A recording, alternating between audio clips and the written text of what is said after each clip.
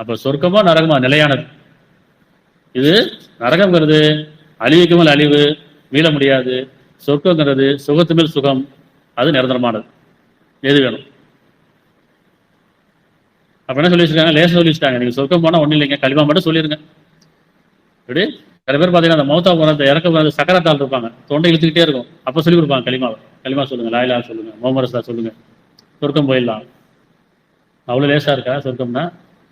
அதுதான் இறைவன் படைச்சான் நம்மளை, அதுக்கு தான் காலம் கொடுத்தானா, அதுக்கு தான் தூதர் அமைச்சானா, வேதத்தை கொடுத்தானா?